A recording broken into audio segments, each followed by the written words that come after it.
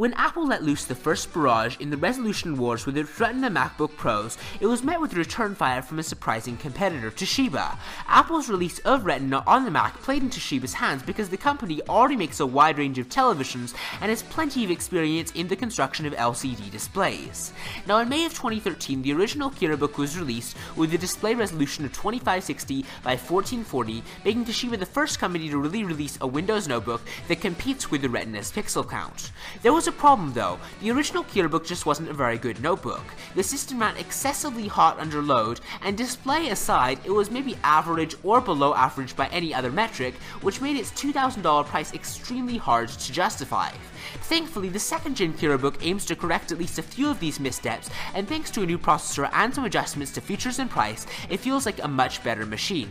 So the second-gen Kirabook has two fixed configuration options, both of which include the amazing 2560 by 1440 touchscreen display. A $1499 version is current-gen Intel Core i5, while the $1699 unit has an Intel Core i7 CPU, but both have 8GB of RAM and a big 256GB SSD.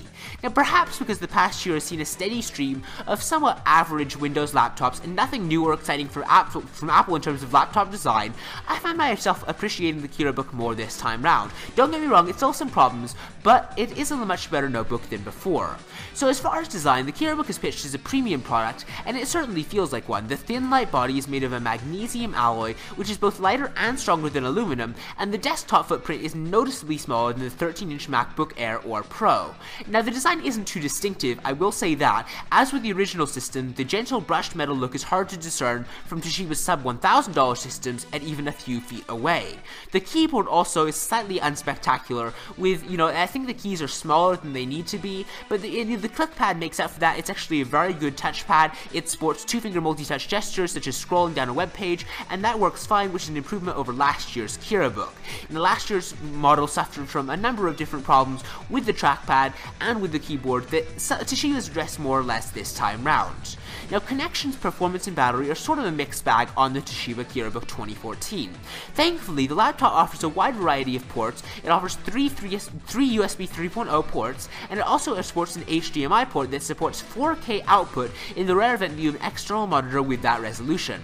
The two available configurations of the Kirabook are largely similar when it comes to specs, with the less expensive model using a 4th-gen Intel Core i5 and the higher-end model using a Core i7. Compared with the original 3rd-gen Core i7 Kirabook from last year, the performance differences are a lot better. Now, in battery life, it's really where the updated Kirabook outdoes its predecessor. The 2013 Kirabook ran for 5 hours and 5 minutes, but the 2014 version runs for about 7 hours and 51 minutes on the same test as last year's. That's a much better improvement, and while similar systems still run even longer, like the Samsung AtiveBook 9 Plus and the 13-inch MacBook Pro, it's definitely good that Toshiba's definitely upped the battery life with the Kirabook too. So I would definitely say that despite no design update, the newer version of Toshiba Kirabook presents itself as a much better laptop, dropping the pointless non-touch version and adding a major battery life boost. It also helps that in the intervening months, no one has really put forth a killer-end ultrabook that targets the same CEO level demographic, making the Kirabook almost by default a laptop that I could see a lot of more affluent buyers going for. But let me know what you think of the Toshiba Kirabook 2014 in the comments below. Please be sure to like and subscribe if you enjoyed this video, and I will see you next time. Bye!